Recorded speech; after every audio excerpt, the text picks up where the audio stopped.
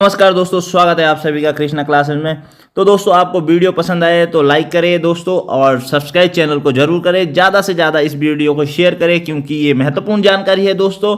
और किसी भी प्रकार की अपडेट देने के लिए कमेंट जरूर करें दोस्तों। तो आप सभी को जैसे कि पता है, उदयपुर में क्या घटना हुई थी। दो मुस्लिम युवकों ने एक हिंदू दर्जी का कत्ल कर दिया था और हम इसकी कड़ी निंदा करते हैं दोस्तों। और इसके लिए जो सरकार ने, गृह मंत्रालय ने एनआईए जांच की घोषणा की है, उस पर एनआईए होता क्या है, वो किस प्रकार से जांच करेगा, एनआईए की जगह सीबीआई जांच क्यों नहीं की गई है, तो इसके लिए मैं आप सभी के सामने एक ताज़ा अपडेट लाया हूं और आप सभी को बताने वाला हूं एनआईए की संपूर्ण जानकारी दोस्तों। तो दोस्तों, शुरू करते हैं आज का वीडियो। और वीडियो में सबसे पहले आप देखते हैं एनआईए, नेशनल इन्वेस्टिगेशन एजेंसी। तो इसके बारे में ये क्या है हम बताते हैं। राष्ट्रीय अन्वेषण अभिकरण भारत में आतंकवाद का मुकाबला करने के लिए भारत सरकार द्वारा स्थापित एक संघीय जांच एजेंसी है। यह केंद्रीय आतंकवाद विरोधी कानून प्रवर्तन एजेंसी के रूप में कार्य करती है। मतलब दोस्तों, साफ है कि ये जो एजेंसी है ये कहाँ पे यूज करते हैं, आतंकवाद में। आतंकवाद में दोस्तों इस एजेंसी का प्रयोग किया जाता है। आगे बढ़ेंगे दोस्तों इसके बारे में। नेक्स्ट, एनआईए का गठन कब हुआ। तो दोस्तों, एनआईए, नेशनल इन्वेस्टिगेशन एजेंसी, यह भारत सरकार के अधीन कार्य करती है। एनआईए का गठन 31 दिसंबर 2008 को मुंबई आतंकी हमले के पश्चात हुआ। तो दोस्तों आगे पढ़ेंगे हम, ये एक्ट क्या कहता है। 2008 में जो एक्ट पारित हुआ ये क्या कहता है। यह एक्ट नेशनल इन्वेस्टिगेशन एजेंसी को सही मायने में संघीय एजेंसी बनाता है। ठीक है दोस्तों, इस एक्ट द्वारा एनआईए को भारत के किसी भी हिस्से में आतंकी गतिविधियों के बारे में स्वतः संज्ञान लेने की शक्ति प्राप्त है। ये मोस्ट इंपोर्टेंट इनको पावर दी गई है दोस्तों। ये क्या कर सकते हैं, स्वतः संज्ञान में मामलों को ले सकते हैं जहां पे क्या हो सकता है, आतंकी गतिविधियां चल रही है। तो ये अच्छी खबर है दोस्तों। एनआईए को राज्य सरकार से अनुमति के बिना किसी भी राज्य में प्रवेश करने, लोगों की जांच और गिरफ्तार करने एवं मुकदमा दायर करने की शक्तियां प्राप्त है। मतलब कि सीधी सी बात है दोस्तों, एनआईए जो है वो पूरे इंडिया में कहीं पर भी जा सकता है और किसी को भी गिरफ्तार कर सकता है। यहाँ पे कोई भी संचय नहीं है, कोई भी राज्य सरकार उसका विरोध नहीं कर सकती है। इसीलिए गृह मंत्रालय ने वहाँ की स्थिति को देखते हुए एनआईए की क्या कर दी है, घोषणा कर दी है। ठीक है दोस्तों, अब एनआईए में एक क्या हुआ है, संशोधन हुआ है, वो 2019 में हुआ है। इसमें हम पढ़ते हैं क्या संशोधन हुआ।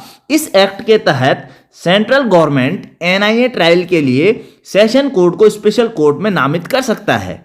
ठीक है दोस्तों, सेंट्रल गवर्नमेंट सेशन कोर्ट को स्पेशल कोर्ट में भी नामित कर सकता है। आगे दूसरा पढ़ेंगे हम दोस्तों, यूएपीए 2019 के तहत आतंकवादी गतिविधियों से जुड़े होने के संदेह में एनआईए अधिकारी को छापे और संपत्ति जब्त करने की भी शक्ति प्राप्त है। ठीक है दोस्तों, ऐसा करने के लिए एनआईए अधिकारी को, मतलब दोस्तों साफ यहाँ पे बोला गया है, जो एनआईए है वो क्या करेगी, वो राज्य के पुलिस महानिदेशक की अनुमति की आवश्यकता भी नहीं लेगी। वो सिर्फ और सिर्फ जो एनआईए का महानिदेशक होगा, एनआईए का महानिदेशक होगा, उसी से सिर्फ और सिर्फ आज्ञा लेगी किसी को भी गिरफ्तार करने के लिए।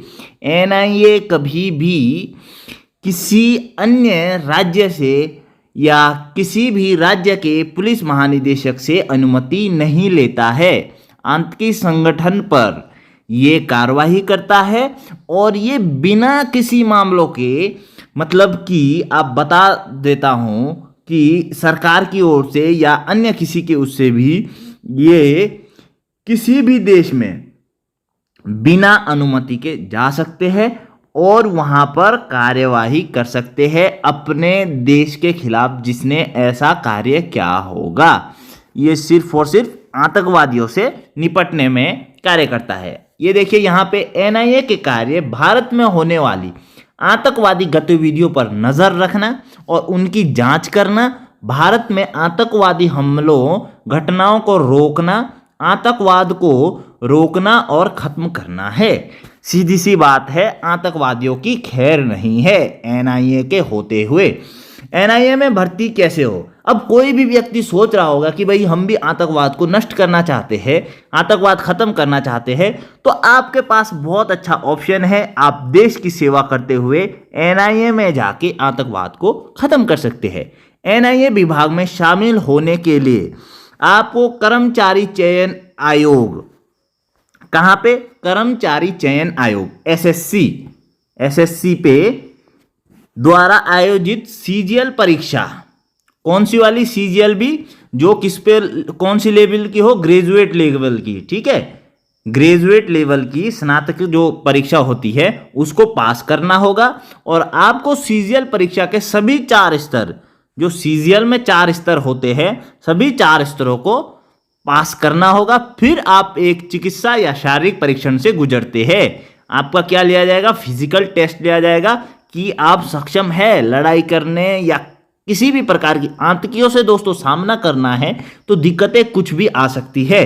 तो इसके लिए फिजिकली क्या करते हैं? टेस्ट लेते हैं और एक फिर लास्ट में साक्षात्कार प्रक्रिया होती है, इंटरव्यू लिया जाता है और इंटरव्यू के द्वारा आपका सिलेक्शन हो जाएगा। तो आप अभी से अपने तैयारी में लग जाइए दोस्तों, अगर आपको एनआईए में सिलेक्शन लेना है, भारत को आतंकवाद से मुक्त करना है। एनआईए के महानिदेशक कौन है? पंजाब के पूर्व डीजीपी दिनकर गुप्ता को केंद्र सरकार ने राष्ट्रीय जांच एजेंसी एनआईए का महानिदेशक नियुक्त किया है। कौन है एनआईए के महानिदेशक? डीजीपी दिनकर गुप्ता, ठीक है।